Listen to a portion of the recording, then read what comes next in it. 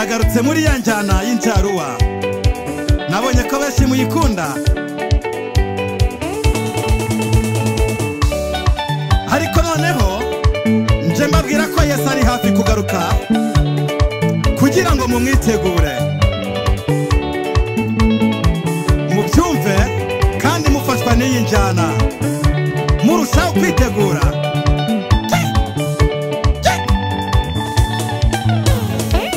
bana b'Imana nimuhumure dore Yesu wacu ari bugufi kuza aje kuruhura abananiwe kandi aje gutwara umugeni yakoye yarivugiye ubwe ati ndaza vuba nzanye ingororano yo mbagororere ngororere buri wese ibikwiriye ibyo yakoze irimbishe mugeni we itegure mugeni we yego igihangane igihe ni gito Yesu araje nkuko yabivuze ahimba uwihangana akageza imperuka niwe uzabona ibyo dusiganirwa mwihangane kandi mwitegure igihangane igihe ni gito Yesu araje ahirwa uwihangana iri mugeni nkuko yabivuze ahimba uwihangana akageza imperuka niwe uzabona ibyo dusiganirwa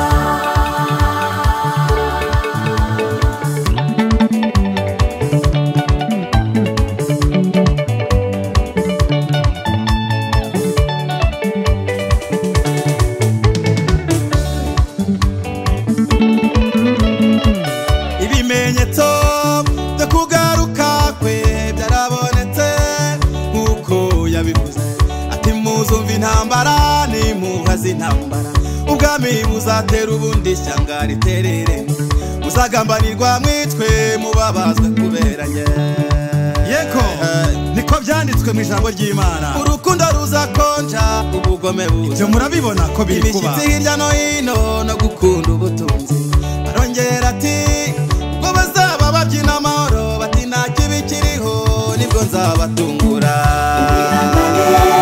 igihe ni gito Yesu araje nkuko yabivuze ahimba uwihangana akageza imperuka niwe uzabona ibyo dusiganirwa mwihangane kandi mwitegure igihangane igihe ni gito Yesu araje nkuko ahirwa yabivuze uwihangana iri mugerageza uwihangana akageza imperuka niwe uzabona ibyo dusiganirwa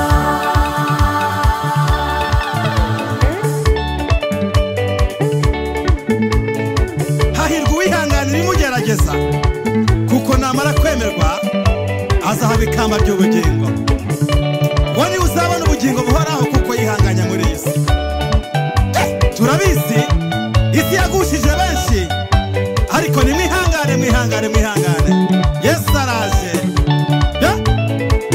uko niko kuri ku ijambo ry'Imana bagenzi inshuti zanjye ndabakunda cyane injyana wibanezeze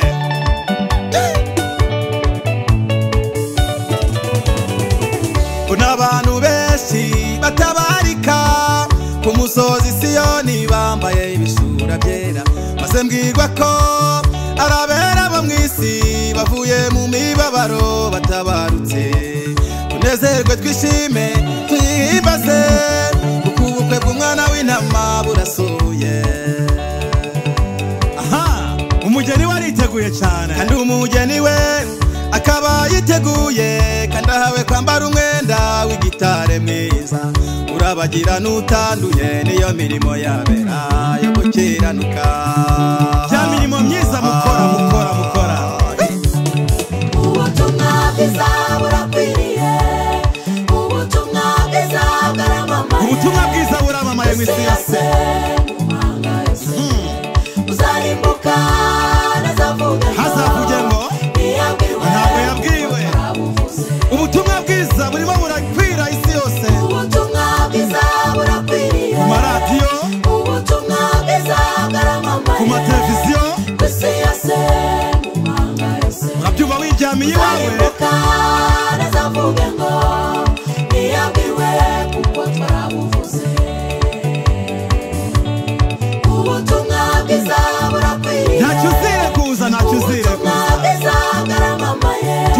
mu ndirimbo, tubucisha mu njaruwa, tubucisha mu gisirimba,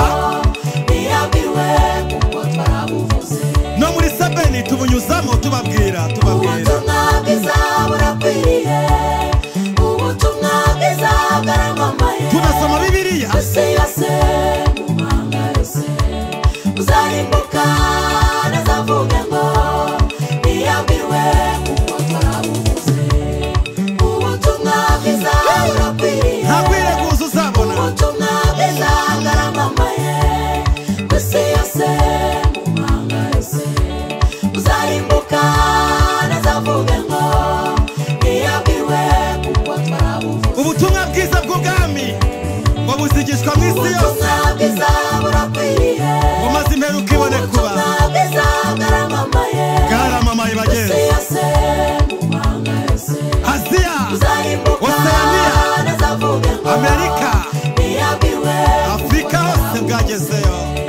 Bwagezeyo ntawe butaragera ubutumwa bwiza. Ubutumwa bwiza burakwiriye, ubutumwa bwiza bwaramamaye.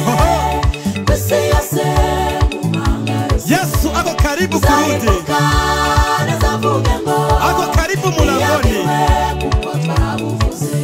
Iyi ni injyana y'injaruwa, ubutumwa niyo bwiza nkoresheje burakwiriye, mbabwira ko Yesu ari hafi ubutumwa kuza. bwiza bwaramamaye. Mumwitegure, isi yose mu mahanga yose mwihana ibyaha byanyu, uzarimbuka nazavuge ngo mureke ubusambanyi, ntiyabwiwe kuko twarabuvuze.